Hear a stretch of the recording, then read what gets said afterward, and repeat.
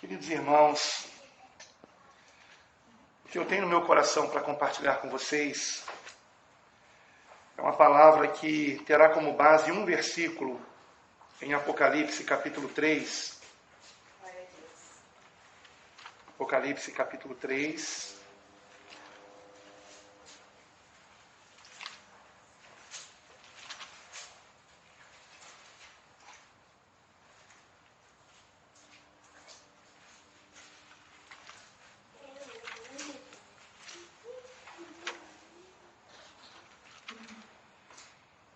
Estaremos lendo apenas um versículo, mas antes disso eu gostaria de fazer mais uma oração.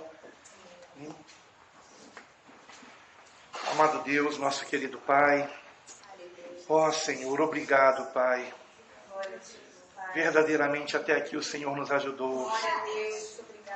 Somos tão agradecidos a Ti, Pai, por podermos estar aqui em Guarulhos com os nossos irmãos, conhecendo novos irmãos, sabendo, Pai amado, que o que eles desejam é, Pai, a pureza e a simplicidade do Senhor Jesus Cristo.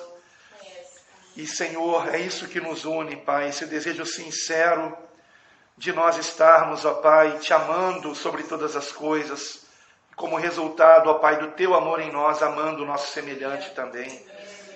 E, Pai, muito obrigado, Senhor, essa obra é Tua, somos apenas instrumentos em Tuas mãos. Que toda a glória seja transferida para Ti, Senhor. Rogamos a Ti, Senhor, por aqueles que ainda estão vindo para cá, que não conhecem ainda este endereço, alguns estão vindo até de longe. E rogamos a Ti, ó Pai, que eles consigam chegar, ó Deus, que todo impedimento saia do caminho, em nome de Jesus. E os nossos irmãos que estão decididos a participar deste culto, consigam chegar aqui, Pai, para a Tua glória, Senhor, segundo a Tua vontade, Pai. Pai amado, rogamos, ó Deus, pela ministração da Tua palavra. Ó Senhor, que não seja eu, não seja a minha carne, mas o Teu Santo Espírito falando conosco, através deste vaso de barro, que se entregue em Tuas mãos, Senhor. Usa-me conforme Tu queres, ó Senhor. Que o Teu Santo Espírito fale conosco, com todos nós, também comigo, Senhor. Fala conosco, Pai. Meus irmãos não estão aqui para ouvir a minha voz, mas a Tua voz, Senhor. Aquilo que o Senhor quer falar conosco. Então fala que os Teus servos ouvem, Senhor. Eis-nos aqui, que o nosso coração esteja quebrantado para receber a poderosa semente da Tua palavra. E que toda a honra e toda a glória seja dada somente a Ti. E toda oposição maligna seja repreendida em nome do Senhor Jesus Cristo. E somente ao Senhor seja toda honra e glória para sempre. Amém. E graças a Deus. Amém. Vamos abrir a nossa Bíblia em Apocalipse capítulo 3. Apocalipse capítulo 3, apenas um versículo, que é o versículo 20. Em algumas versões diz: entrarei até a sua casa, mas no original mesmo, no grego, está como aqui na corrigida fiel: entrarei até ele. Apocalipse capítulo 3, versículo 20. Eis que estou à porta e bato. Se alguém ouvir a minha voz e abrir a porta, entrarei até ele, e com ele cearei, e ele comigo. Amém? Somente até aqui. Os irmãos estejam à vontade para sentar-se. Glória a Deus.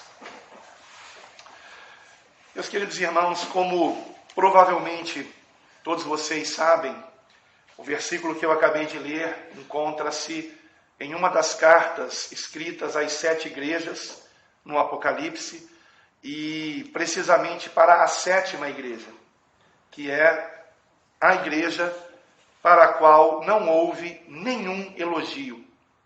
Para todas as demais igrejas houve elogios, e para algumas houve repreensões, porém para esta igreja houve apenas repreensões. Eu sei que alguns não concordam comigo, não sei quanto a vocês, mas alguns creem que as 7 cartas às 7 igrejas não estariam representando os 7 períodos da igreja. Mas no meu entender, representam 7 períodos, embora todas as cartas sejam recomendações para todos nós, em qualquer tempo da história da igreja. Mas eu creio que há, e eu tenho percebido, estudando a história da igreja, que há sim uma não coincidência, né, de que ao longo desses 20 séculos de igreja, que se completam em 2030 se completam 2000 anos de que o Senhor subiu aos céus e de que houve o Pentecostes e a igreja, ela começou a evangelizar, porque foi ordem do Senhor que os apóstolos não evangelizassem enquanto não fossem revestidos de poder, o que acontece em Atos 2. E desde então, ao longo desses 20 séculos, eu enxergo de fato características que poderíamos colocar, digamos que se fôssemos dividir por 7, né?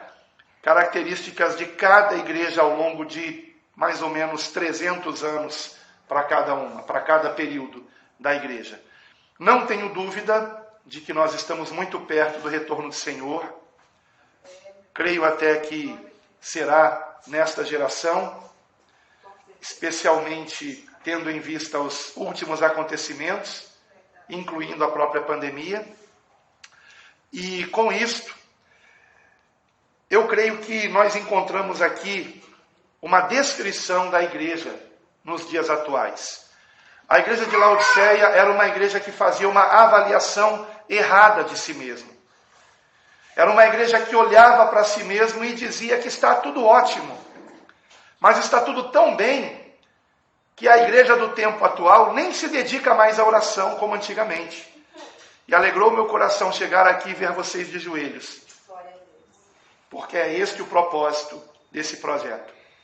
Fazer com que nós voltemos a orar como devemos orar, nos voltemos à palavra de Deus, ao ensinamento de Cristo, e é o que veremos hoje aqui.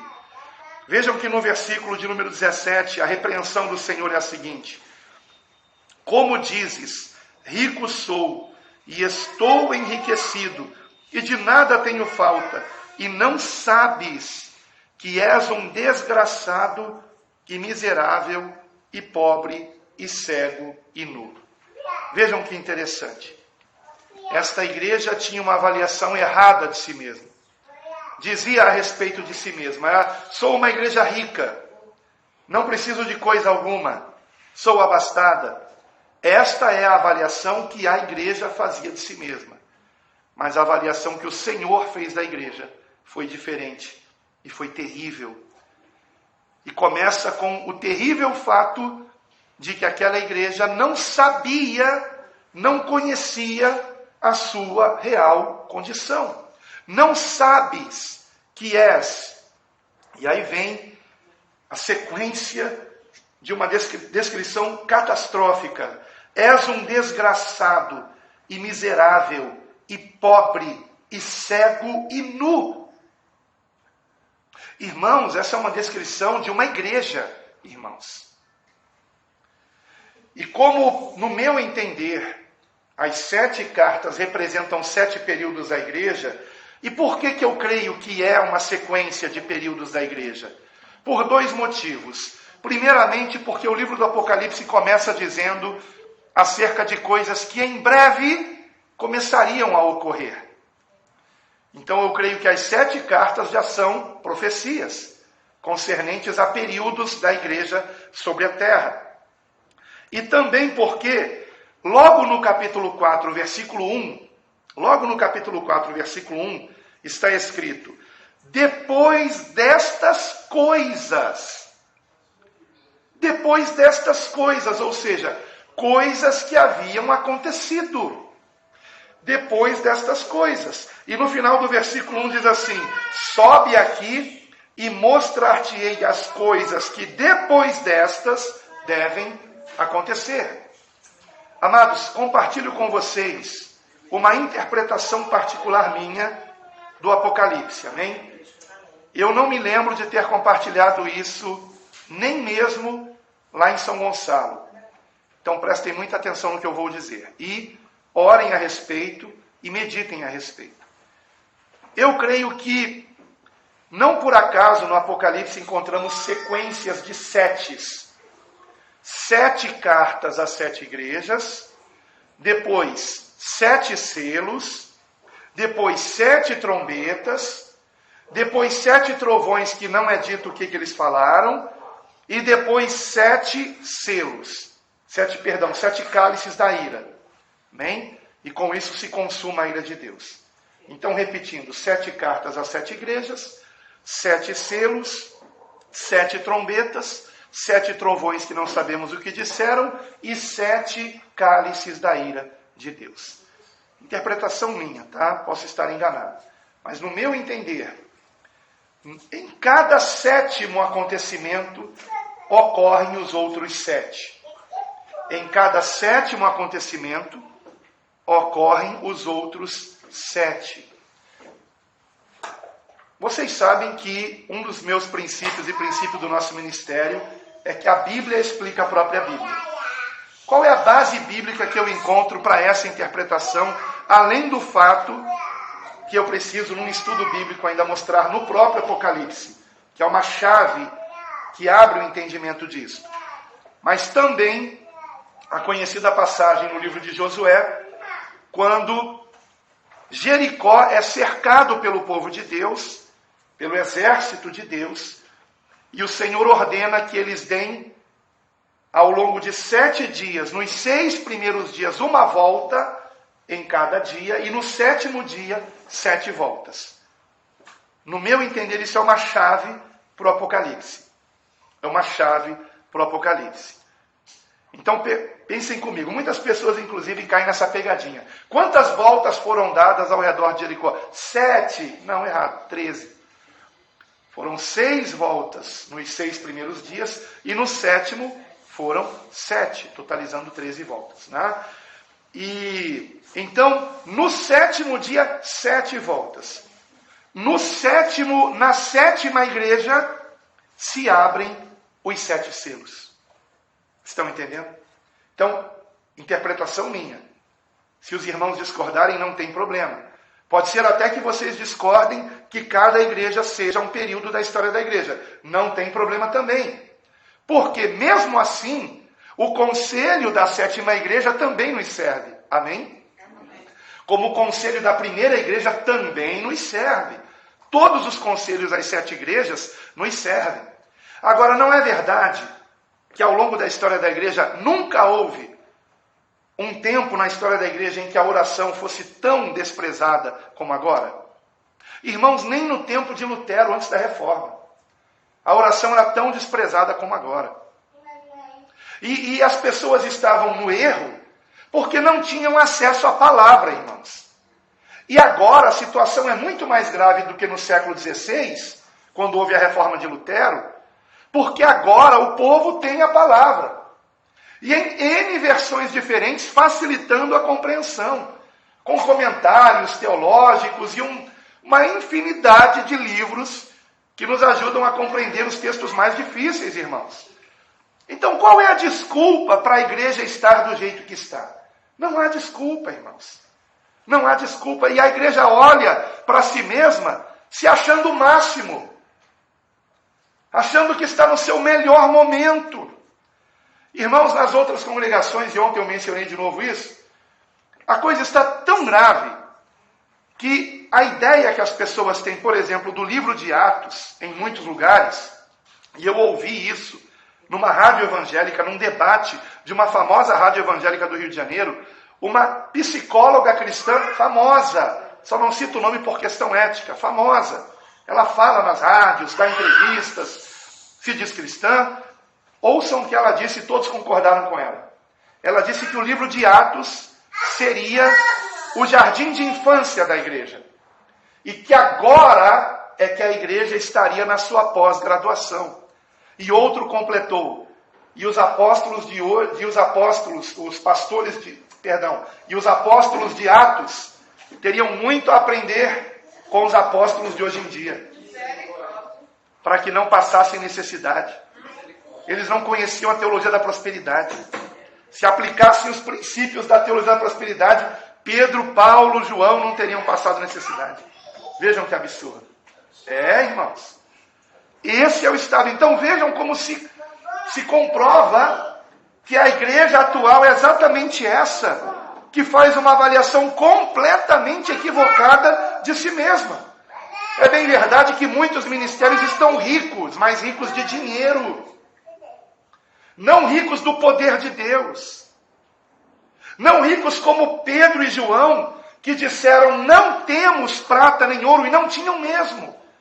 Porque ainda que Barnabé tivesse dado todo o dinheiro da propriedade aos pés dos apóstolos, o texto não diz que foi na mão dos apóstolos. Foi aos pés. Os apóstolos destinavam aquelas ofertas às pessoas carentes, especialmente as da comunidade cristã. Então não ficava com eles. Quando eles disseram, não temos prata nem ouro, mas o que temos te damos, e aquele coxo foi curado em nome do Senhor Jesus, pelo poder de Deus, que eles tinham, eles não estavam mentindo. Senão, inclusive, nem o poder de Deus se manifestaria ali. Mas hoje, os apóstolos de hoje diriam o seguinte, se vier alguém pedir dinheiro para eles, a resposta deles é exatamente o contrário. Temos prata, temos ouro, isso que temos não vamos dar não. É exatamente assim, não é? Então, é muito lamentável a situação da igreja hoje em dia. Uma igreja para a qual só há realmente repreensões. Agora, o mais grave de tudo isso, irmãos, no meu entender, está no versículo de número 20, que nós lemos. Eis que estou à porta e bato. Se alguém ouvir a minha voz e abrir a porta, entrarei até ele e com ele cearei e ele comigo. Amados, para as igrejas anteriores, o Senhor havia dito em algumas delas, eis que venho sem demora. Eis que venho sem demora, eis que venho sem demora. Mas esta é a única igreja para o qual o Senhor está dizendo, eu já cheguei, estou batendo na porta, mas ninguém abre. Que situação grave, irmãos. Mais um indício de que sim, as 7 cartas são 7 períodos da igreja. E o Senhor está não mais voltando, Ele já chegou. Ele já está, como eu digo, Jesus não está voltando, Jesus está chegando, irmãos, está chegando. E as batidas, as batidas são os sinais, irmãos. A pandemia é mais uma dessas batidas. Qual será a próxima? Terceira Guerra Mundial.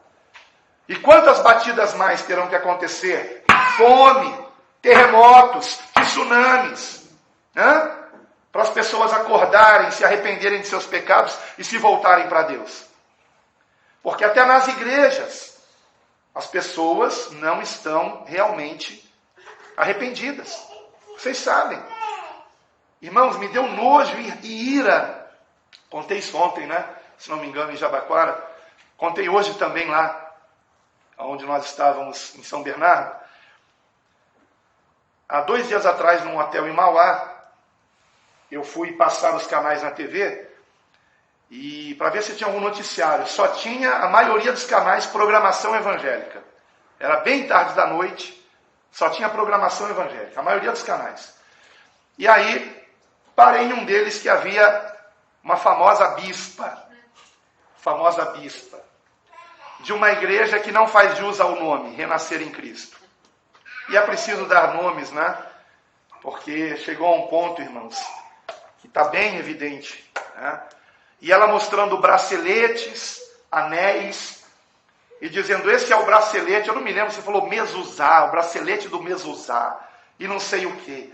E se você enviar uma oferta X, não me lembro o valor, ela já tinha dito, mas eu não ouvi o valor. Se você mandar essa oferta para cá, para nós, você vai receber esse bracelete que vai te proteger. Só faltou dizer que ia proteger contra o Covid.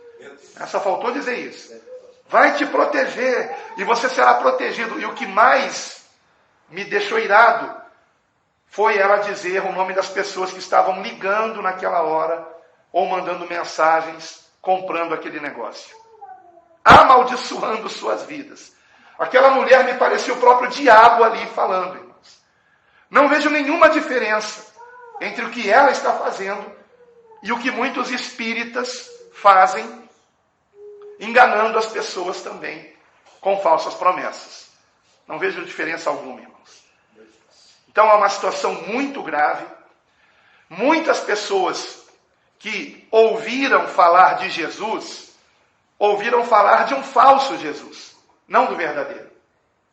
Por isso eu digo que o Brasil, irmãos, é um campo missionário. E eu diria que é um campo dos mais difíceis do mundo para se evangelizar. Por quê? Porque aqui o solo está contaminado com um falso evangelho. E quando nós queremos apresentar o verdadeiro, muitas pessoas já estão decepcionadas, estão frustradas, estão iradas. Né? É um absurdo, irmãos. E para a gente evangelizar alguém, primeiro a gente tem que tirar da mente dela a ideia que ela tem de um falso Jesus, de um falso evangelho. E precisamos apresentar o verdadeiro Jesus. E por que a igreja hoje nem sabe, amados, a maioria dos irmãos, se é que podemos chamar de irmãos, que estão congregando em muitos lugares, nem sabem a real condição deles, a miserabilidade na qual eles se encontram. Por que não sabem? Porque o que eles ouvem falar de Jesus é mentira, é distorção. Tira um texto do contexto a pretexto de se ensinar outra coisa que não é a verdade de Cristo. Então são pessoas, às vezes, até sinceras, que pensam estar adorando a Deus, mas não estão. Então o Senhor começa dizendo, tu não sabes. Não sabes. Veja que interessante, o Senhor não disse apenas, tu és um desgraçado, miserável, pobre, cego, nu. Não, ele começa dizendo, olha, você nem sabe a sua real condição. Por isso que a primeira coisa que o Senhor aconselha para essa igreja, no versículo 18, é que dele essa igreja viesse comprar, aliás, não a primeira, mas a segunda, que ele dele viesse comprar colírio para que visse, para que visse a sua real condição. Agora, por que o primeiro conselho foi o ouro provado no fogo para que te enriqueças? Porque este ouro, amados, é a palavra. Este ouro é o Senhor. Então, é importante compreendermos que quando é dito que compres, nós não compramos com dinheiro. Não se compra a Deus com dinheiro. Mas nós o temos quando dedicamos tempo a Ele. O tempo é o modo como nós conseguimos nos achegarmos ao Senhor. E hoje em dia, não é verdade que a maioria de nós não está dando tempo para Deus? Às vezes damos apenas o domingo, quando nos reunimos. Mas não é apenas aqui que nós temos que nos alimentar da palavra, que temos que nos enriquecer da verdade. Porque é esta verdade que nos torna ricos aos olhos de Deus. É a prática do que o Senhor nos ensinou. E não é apenas uma vez por semana, ou duas, ou três, quando tem uma videoconferência, que nós vamos meditar na palavra. Temos que meditar todos os dias, amados.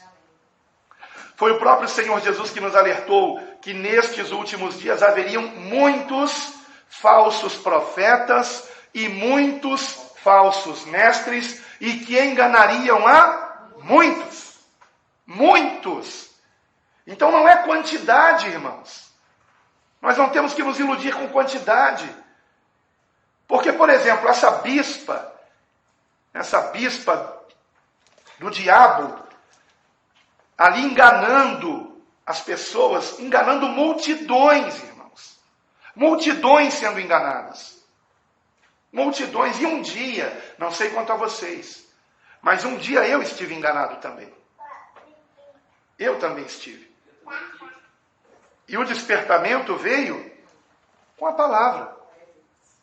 Assim como eu tive que deixar a Igreja Católica, quando eu ganhei um Novo Testamento e li. Interessante que foi a própria Igreja Católica que me deu o Novo Testamento. Como lembrança do 15º EAC. EAC é o Encontro de Adolescentes com Cristo. Eu tinha 16 anos de idade, ganhei o Novo Testamento. Como lembrança. Tinha de 15 para 16 anos, agora eu não lembro ao certo. Mas está a data lá. Ganhei como lembrança. E li. Os meus amigos lá da Igreja Católica não leram. Deixaram guardado lá de lembrança. Mas eu abri e comecei a ler. E comecei a questionar. E por questionar eu fui impedido de abrir a minha boca para continuar fazendo perguntas nas reuniões que tinham dos adolescentes antes da missa. Então, quando me proibiram de perguntar, eu disse, então a partir de hoje eu sou protestante. E me levantei e saí. Só que eu falei aquilo sem imaginar que seria um fato, né?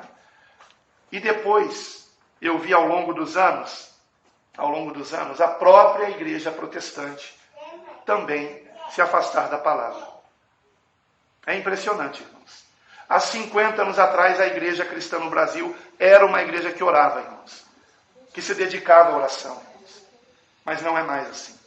Não é mais assim. E está cada vez pior. Cada vez pior. Vocês sabem como é que está. E eu digo isso, amados, porque vemos que são poucos os que estão despertando.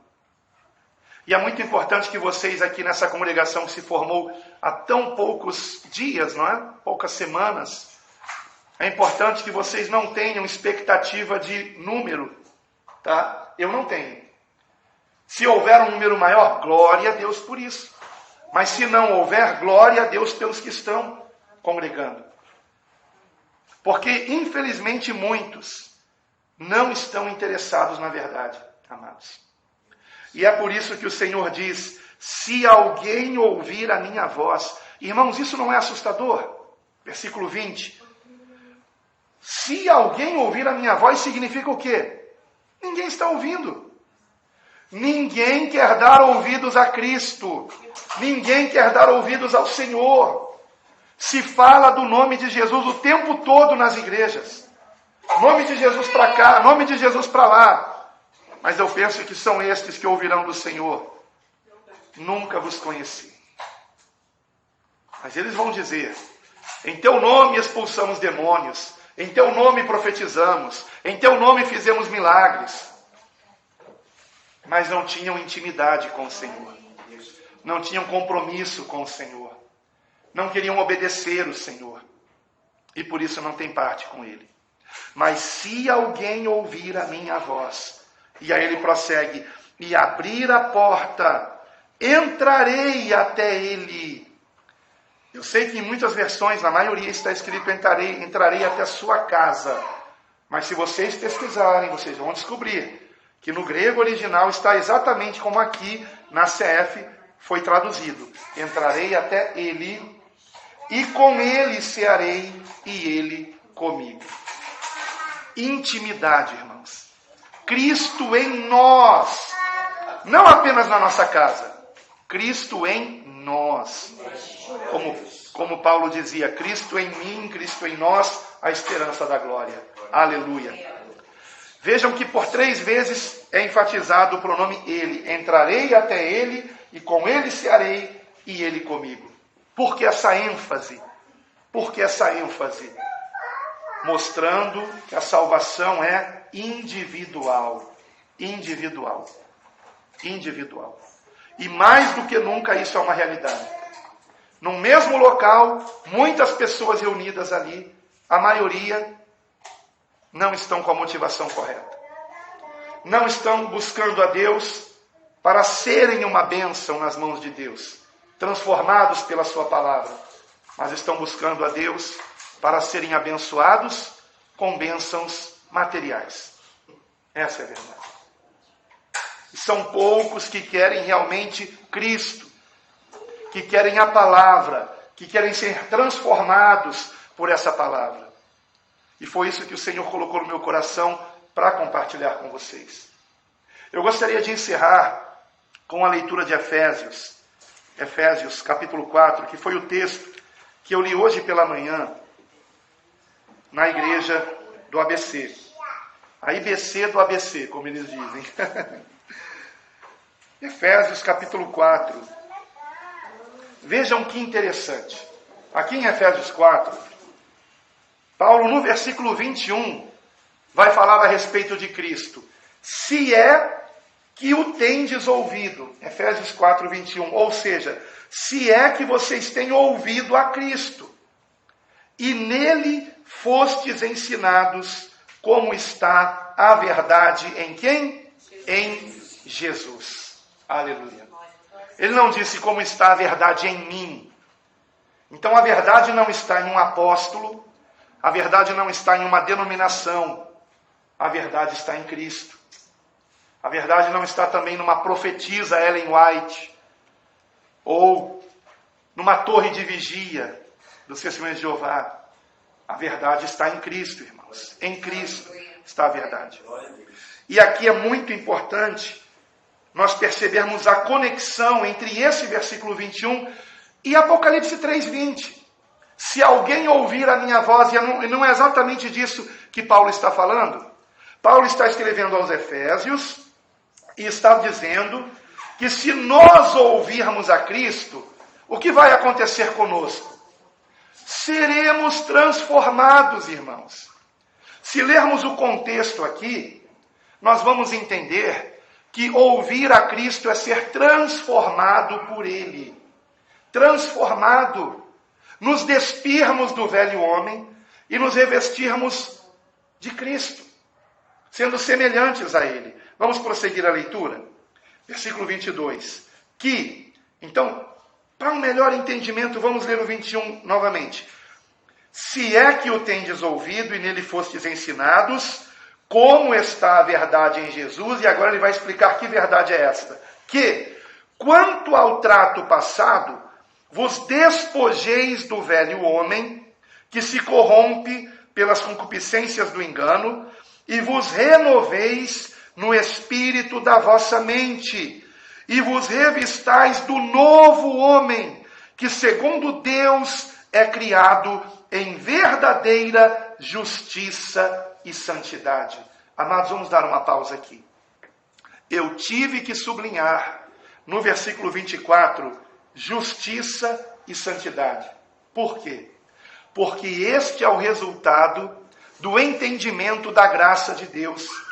Quando nós compreendemos a graça de Deus nos ensina a vivermos em santidade, amando a Deus sobre todas as coisas. Então, mesmo quando ninguém está vendo, eu não vou pecar, porque eu não quero entristecer o Espírito Santo.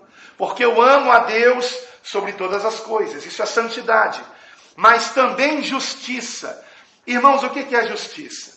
Quando eu era recém-convertido, toda vez que eu lia justiça, eu pensava num martelo de um juiz, fazendo justiça, batendo o martelo. Depois eu descobri que não é isso. Justiça em relação à igreja é a prática da vontade de Deus. Nós tratarmos o nosso semelhante como o Senhor nos ensinou a tratá-lo. E como foi que Jesus nos ensinou a fazer? Em Mateus 7,12. Faça ao seu semelhante o que você gostaria que ele fizesse a você. E depois o Senhor ainda deu um novo mandamento. Amai-vos uns aos outros como eu vos amei. Então nós temos um referencial. E esse referencial não é o meu irmão A, B ou seu. Esse referencial é Cristo. Porque um dos maiores problemas de muitos crentes hoje é que eles se comparam com os outros. Às vezes alguém diz assim para mim: pastor, o que o senhor acha de eu fazer uma tatuagem? E eu respondo: o problema não é você fazer a tatuagem, o problema é por que você quer fazer a tatuagem. Ah, porque está todo mundo fazendo, o que tem? Tem um monte de crente fazendo, o que tem? Né? Então ele se baseia nos outros. É o crente, Maria vai com as outras, né? Então, a palavra é bem clara, nós temos que nos espelharmos em Cristo, nosso Senhor. E justiça e santidade são duas palavras que resumem o resultado da palavra de Deus em nós. O que é a graça de Deus, irmãos? A oportunidade que o Senhor nos dá de nos arrependermos de nossos pecados, para que venhamos ser perdoados por meio da fé em Cristo Jesus. Não é a permissão para andarmos no pecado. Porque hoje, infelizmente, há muitos falsos pastores ensinando que a graça de Deus é que o pecado já foi abolido, então você pode pecar porque você está na graça. Irmãos, isso é um ensinamento satânico. Quem ensina isso é do diabo. De vez em quando aparece lá nos comentários dos meus vídeos alguém me criticando porque eu prego contra o pecado. Não existe mais pecado, alguns escrevem. O pecado foi abolido na cruz, não existe mais pecado. O entendimento completamente equivocado da graça de Deus.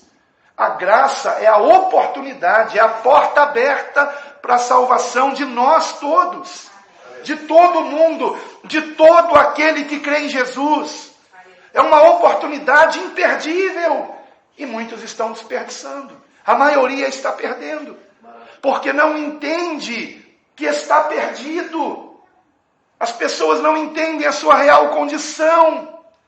E por isso, para elas, a boa nova não tem nenhum atrativo. Por quê? Porque elas não estão se enxergando perdidas.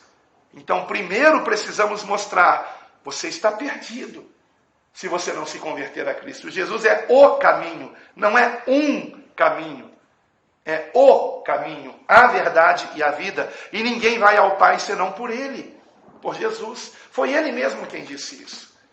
Então, justiça e santidade são o resultado. Por quê? Porque quando eu compreendo que eu não sou salvo e nem teria como ser, através das minhas boas obras, ou através da guarda da lei de Moisés, assunto que foi tratado em Atos capítulo 15, e os apóstolos deixaram bem claro que somos salvos pela graça de Deus, por meio da fé.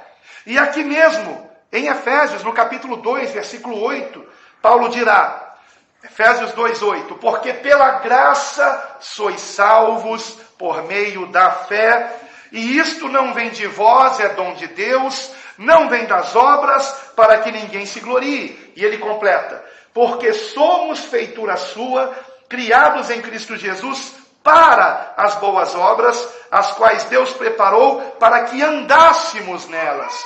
Ou seja, não para que sejamos salvos por elas. Então temos que praticar boas obras? Sim, sim, esse é o caminho que o Senhor espera que andemos, fazendo bem, como Jesus andou em toda parte fazendo bem e libertando os oprimidos do diabo. E em nome de Jesus devemos fazer a mesma coisa. Mas não são as minhas boas obras que me salvam. Eu não sou salvo por não mentir, por não roubar, por não matar. E também não sou salvo por fazer caridade, por ajudar o próximo. Tudo isso, irmãos, não passa da minha obrigação. Por isso Jesus disse, quando vocês fizerem tudo que vos foi mandado, digam, somos servos inúteis. Não fizemos além da nossa obrigação. As minhas boas obras não apagam os meus pecados, irmãos. Não apagam. Somente o sangue de Jesus nos purifica de todo o pecado e iniquidade. E é a fé em Cristo, a confiança nele, que nos torna transformados pelo Espírito Santo de Deus. Quando eu reconheço que eu não posso me salvar, que eu preciso de um Salvador, e que esse Salvador é o Filho de Deus, Jesus Cristo, então eu sou salvo. E a compreensão de que eu sou salvo pelo amor de Deus, pela graça de Deus, me constrange, como constrangeu a Paulo. Ora, se Deus me amou tanto assim, sendo eu ainda um pecador, como posso eu continuar no pecado? E como posso eu não perdoar o meu irmão? Ele cometeu um pecado contra mim, mas quantos pecados eu cometi contra Deus, e de todos eles o Senhor me perdoou. Então, assim como Ele me perdoou, eu quero perdoar o meu irmão também. E se Ele morreu por causa dos meus pecados, como posso eu continuar pecando? Então, amados, eu não roubo, eu não adultero, eu não mato. Não é porque eu não deva, é porque eu não quero. Eu não quero. Eu não quero entristecer o Espírito Santo de Deus. Eu não quero viver de um modo indigno daquilo que Jesus fez por mim. Então, quando compreendemos a graça de Deus, o resultado é santidade e justiça. Aleluia! E vejam como isso foi profetizado a respeito de Cristo em Lucas capítulo 1, que é um dos capítulos mais longos de toda a Escritura, versículo 75. Lucas capítulo 1, versículo 75. Vejam comigo, por favor. Lucas 1, 75.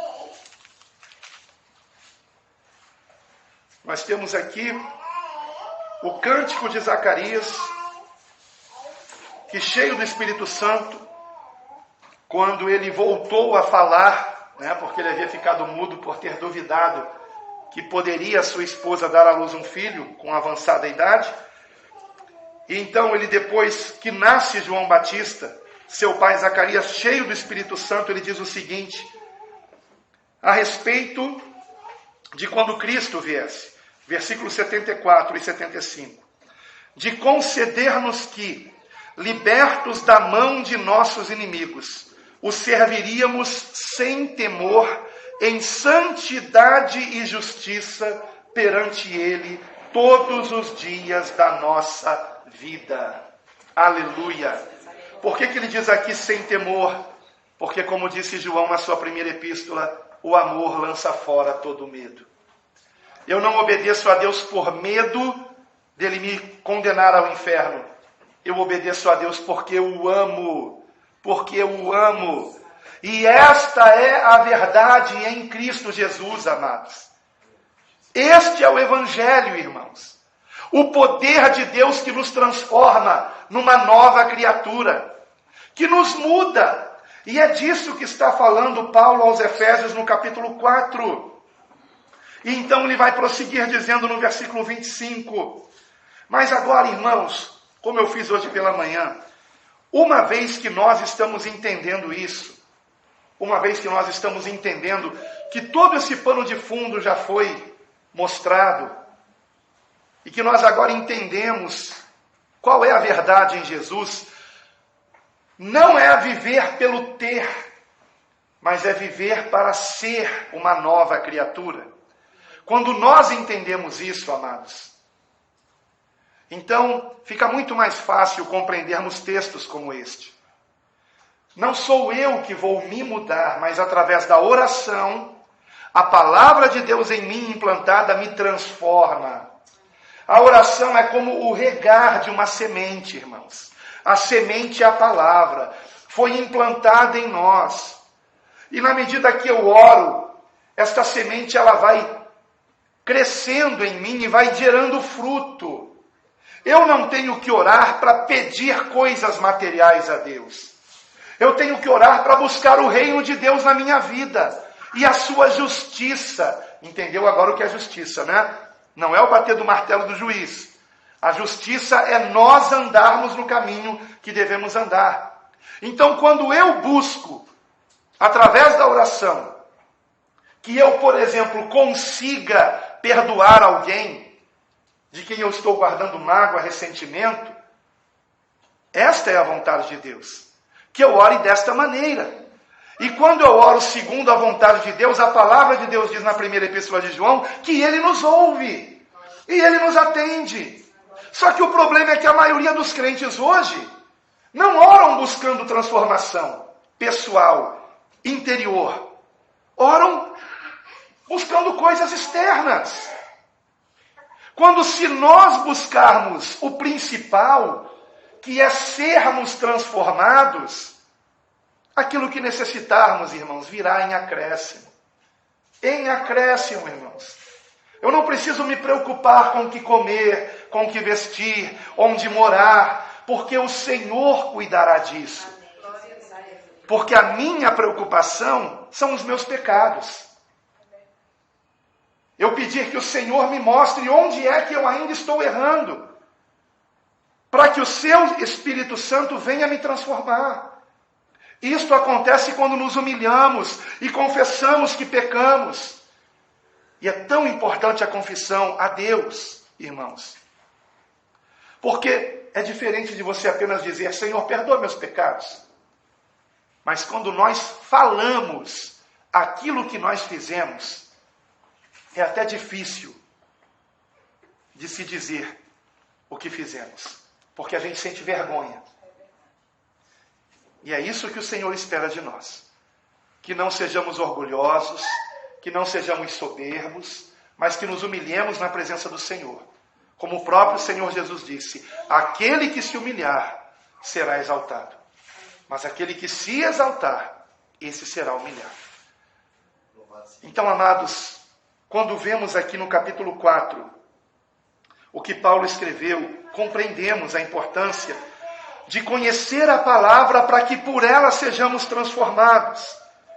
E então, amados, eu vou começar do versículo 11, para nós entendermos a importância da igreja nesse processo. A importância de, por exemplo, vocês terem um irmão para pastoreá-los, que é o nosso irmão Tom. A importância de outros irmãos que, com certeza, o irmão Tom do Senhor terá o discernimento para colocar, por exemplo, no ensino da palavra, para usar na evangelização e assim por diante. Então vejam o versículo 11, Efésios 4:11, e olha, vamos seguir a leitura, e eu peço que vocês prestem o máximo de atenção, se puder acompanhem com suas Bíblias. Efésios 4:11. E ele mesmo deu uns para apóstolos, outros para profetas, outros para evangelistas, e outros para pastores e mestres, querendo o aperfeiçoamento dos santos, para a obra do ministério, para a edificação do corpo de Cristo, até que todos cheguemos à unidade da fé e do conhecimento do Filho de Deus, a homem perfeito, à medida da estatura completa de Cristo, para que não sejamos mais meninos inconstantes, levados ao redor por todo o vento de doutrina, pelo engano dos homens que com astúcia enganam fraudulosamente. Antes, seguindo a verdade em amor, cresçamos em tudo naquele que é a cabeça, Cristo, do qual todo o corpo, bem ajustado e ligado pelo auxílio de todas as juntas, segundo a justa operação de cada parte, faz o aumento do corpo para a sua edificação em amor. E digo isto, e testifico no Senhor, para que não andeis mais como andam também os outros gentios, na vaidade da sua mente, entenebrecidos no entendimento, separados da vida de Deus pela ignorância que há neles, pela dureza do seu coração, os quais, havendo perdido todo sentimento, se entregaram à dissolução, para com avidez cometerem toda a impureza. Mas vós não aprendestes assim a Cristo, se é que o tendes ouvido e nele fostes ensinados, como está a verdade em Jesus, que, quanto ao trato passado, vos despojeis do velho homem, que se corrompe pelas concupiscências do engano, e vos renoveis no espírito da vossa mente, e vos revistais do novo homem, que segundo Deus é criado em verdadeira justiça e santidade. Por isso, deixai a mentira e falai a verdade, cada um com o seu próximo, porque somos membros uns dos outros. Irai-vos e não pequeis, não se ponha o sol sobre a vossa ira, não deis lugar ao diabo. Aquele que furtava, não furte mais, antes trabalhe, fazendo com as mãos o que é bom, para que tenha o que repartir com o que tiver necessidade. Não saia da vossa boca nenhuma palavra torpe, mas só a que for boa para promover a edificação, para que dê graça aos que a ouvem. E não entristeçais o Espírito Santo de Deus, no qual estáis selados para o dia da redenção. Toda amargura e ira, e cólera, e gritaria, e blasfêmia, e toda malícia sejam tiradas dentre vós. Antes, sede uns para com os outros benignos, misericordiosos, perdoando-vos uns aos outros, como também Deus vos perdoou em Cristo. Sede, pois, imitadores de Deus, como filhos amados, e andai em amor, como também Cristo nos amou e se entregou a si mesmo por nós, em oferta e sacrifício a Deus, em cheiro suave. Aleluia! Quantos ensinamentos maravilhosos, edificantes. E em muitos aqui eu tropeço. Em muitos eu preciso ser transformado. E você? E você? Estamos em obras, irmãos. De vez em quando na estrada, nas viagens eu vejo lá a plaquinha, estamos em obras. E quando eu vejo aquela plaquinha escrita assim, fim das obras, sabe no que eu penso? No dia de Cristo. Na volta do Senhor, no nosso encontro com Ele. Só nesse dia terá terminado essas obras. Mas estamos em obras. Será que reconhecemos isso? Que não somos melhores que os irmãos? Que precisamos dessa transformação constante, sempre, para a glória de Deus. E que quando melhoramos em alguma coisa, a glória não é nossa, porque é a palavra que nos muda, pela oração. Porque quando compreendemos isso, aí sim, nós compreendemos o Evangelho. Quando não nos exaltamos, quando não nos orgulhamos de sermos diferentes. Irmãos, eu encerro essa mensagem contando uma história verídica que aconteceu com a esposa de um pastor muito famoso. Não vou mencionar o nome, mas é um pastor que prega o Evangelho, sim. Pastor lá dos Estados Unidos. E ele conta que certa vez a esposa dele estava na porta da igreja, e da porta da igreja ela viu na esquina uma prostituta. E quando ela viu aquela prostituta, ela desdenhou da prostituta. E levantou a cabeça e olhou, sabe? Porque aquela prostituta olhou para ela, e olhou para dentro da igreja.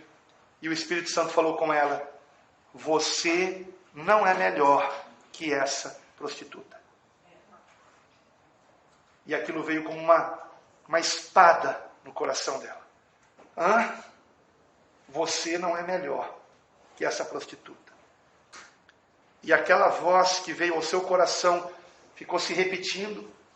E de madrugada, ela acordou o marido dela, que é alguém que compreende o Evangelho, e disse, meu amor,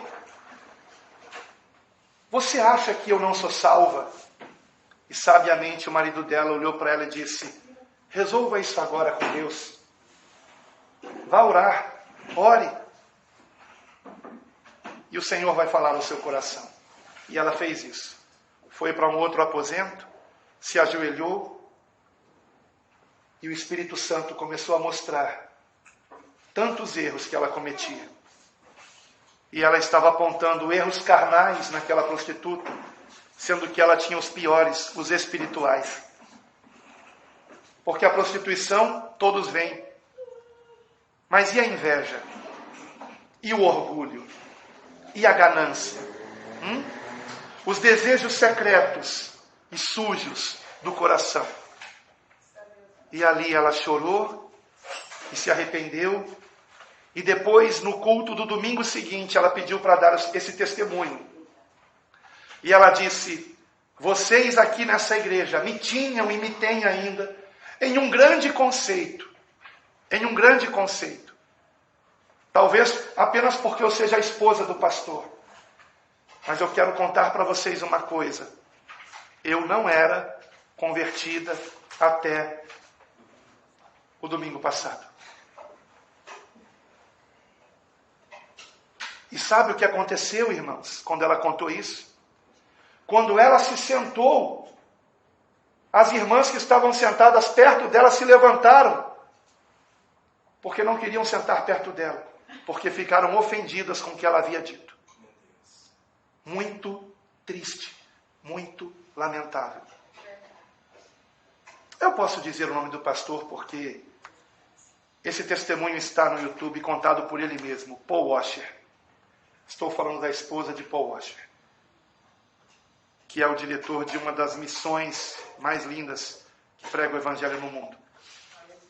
O verdadeiro Evangelho. embora seja um calvinista, mas aí tudo bem. Né? Não é verdade? Ninguém é perfeito? Ninguém é perfeito. Nem eu tampouco. Então, irmãos, eu conto essa história só para mostrar que títulos, irmãos, não significa salvação. Aquela irmã, eu não sei se ela tinha um título na igreja, no mínimo era o título de esposa do pastor, no mínimo era esse. Mas eu conto isso por quê? Porque todos nós, a começar por mim, precisamos de transformação, irmãos. E enquanto não enxergamos isso, nem sequer somos salvos. Como a esposa de Paul Washer, irmãos, ela contou no testemunho que se ela morresse antes daquele dia, ela estaria no inferno.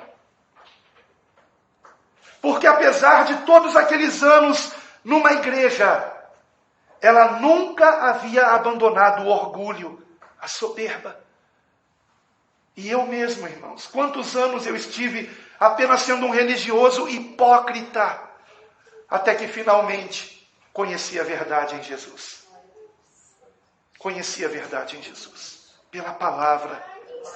Então, amados, que venhamos sempre buscar nos humilharmos, diminuirmos, não querermos ser servidos, mas querermos servir por amor ao próximo. E esse amor ao próximo, porque Jesus nos amou primeiro. Eu não posso amar o meu semelhante se não for via Cristo, irmãos, porque senão será um falso amor. O perfeito amor, o amor ágape, é via Cristo.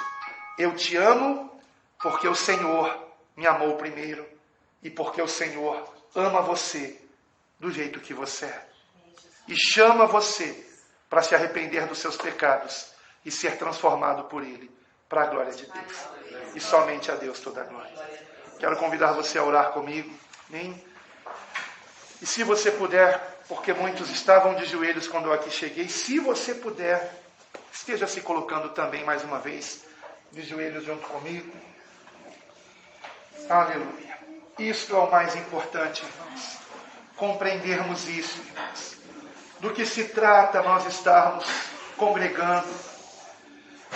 Amado Deus, nosso querido Pai, todos nós aqui, Senhor, todos nós aqui, somos carentes da Tua misericórdia, Senhor. Como disse o profeta Jeremias, as Tuas misericórdias são a causa de não sermos consumidos, Senhor. São as Tuas misericórdias, Senhor. Não há méritos em mim, não há méritos em qualquer um de nós. Toda boa obra que fazemos, ó Senhor, só é verdadeiramente uma boa obra quando nós estamos fazendo despojados de qualquer interesse, de elogio, de retribuição.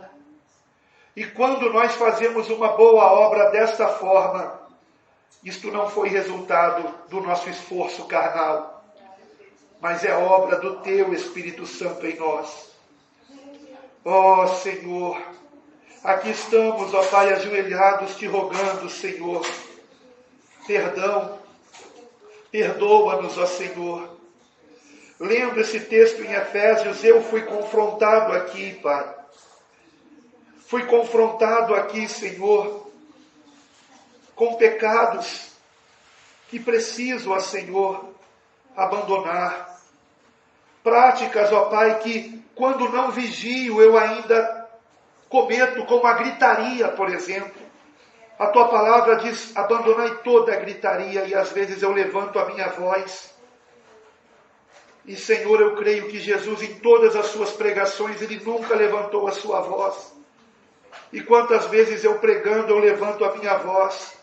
Quantas vezes eu, às vezes, me exalto conversando com alguém quando discordo dessa pessoa. E às vezes essa pessoa é a minha própria esposa, são os meus filhos. Então, Senhor, todos nós temos algo a mudar, Pai. Por menor que seja, Pai, o Teu padrão é perfeito, Senhor. E a Tua palavra nos chama a essa perfeição. Mas nesta perfeição está também a humildade. Não o orgulho, não a soberba, mas a humildade de um coração sincero, que reconhece que toda boa obra vem de Ti, Senhor. A verdadeira boa obra, aquela que não busca recompensa, que não busca elogio, mas que busca tão somente fazer o bem. Ó Senhor, que para a Tua glória, Senhor, o Teu Santo Espírito, por meio da Tua palavra, venha completar esta boa obra em nós até o dia de Cristo Jesus. Ó Senhor, muda-nos, ó Senhor, muda-nos, ó Pai, que nas nossas orações secretas a Ti, venhamos confessar especificamente aquilo que nós estamos ainda, Pai, cometendo e que é do Teu desagrado, Senhor. Seja o que for, ó Pai, que o Teu Santo Espírito venha nos mostrar. Eu rogo a Ti, ó Deus, que o Teu Espírito Santo nos mostre onde é que nós estamos Te entristecendo. Mostra-nos, ó Pai, pecados que às vezes todos estão enxergando em nós, mas nós não estamos vendo, Pai. Ó Deus, só o Teu Espírito Santo pode fazer essa obra em nós, Senhor. E compreendemos, ó Pai, que o Senhor nos chamou para isso, para nos despirmos do velho homem e nos revestirmos de Cristo, sermos uma nova criatura para a Tua glória, que dê muito fruto, que glorifique o Teu nome, Senhor.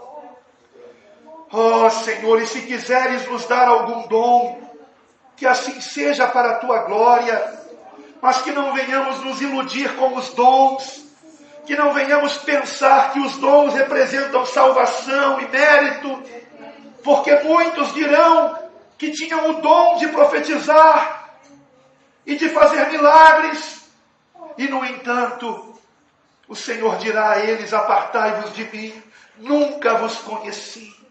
Ó Senhor, o que mais queremos é intimidade contigo, e te pedimos essa intimidade em Cristo, Senhor.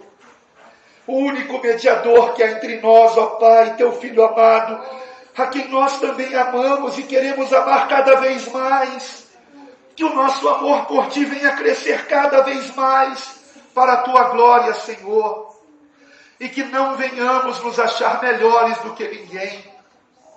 Livra-nos, ó Pai, de considerarmos aqueles que estão em denominações que pregam um falso evangelho. Livra-nos de considerarmos esses irmãos como alguém que deva ser menosprezado ou ridicularizado, porque há muitos ali, Senhor, enganados, muitos que nunca conheceram a verdade em Cristo, e oramos por eles. Ajuda-nos, ó Pai, a fazê-los enxergar o que por Tua misericórdia Tu nos fizeste enxergar, muitas vezes usando alguém também, Senhor. E que tudo isso seja para a Tua glória, Pai. Muda-nos, ó Pai, e usa-nos conforme a Tua vontade, Senhor. Em nome do Senhor Jesus, Pai, rogamos essa intimidade contigo por meio de Cristo. Nós estamos ouvindo a Tua voz, Senhor, e abrimos a porta e Te convidamos: fica conosco, Senhor Jesus. Como os discípulos pediram no caminho de Emaús, fica conosco e ceia conosco, Senhor. Queremos essa intimidade contigo, Senhor, para a Tua glória. Ajuda-nos a abandonar todo o pecado. Não queremos entristecer o Senhor. Perdoa-nos por todas as vezes que nós Te entristecemos, Senhor. E ajuda-nos, ó Pai, para a Tua honra e glória, Senhor. Ó Senhor, que haja sinceridade em nós, para a Tua glória. E que esta congregação, cada irmão aqui, os que vierem congregar aqui, sejam grandemente edificados em Cristo para a Tua glória, Pai. Continua os guardando, continua os livrando de todo mal e os mantendo unidos em Cristo para a Tua glória. Continua, Pai, dando sabedoria ao Teu servo Tom e à sua esposa Adriana. Continua, Pai querido, os mostrando, ó Pai, como conduzir as Tuas ovelhas para a Tua glória, Pai. e que eles façam isso sempre com amor e alegria, para a glória do Teu nome. Assim, Senhor, oramos pedindo que o Senhor venha guardar a todos aqui e venha nos livrar de todo o mal. Em nome do Senhor e Salvador Jesus Cristo, a quem seja toda a honra e glória para sempre, e todos digam amém, amém. E graças a Deus, louvado seja o Senhor, graças a Deus.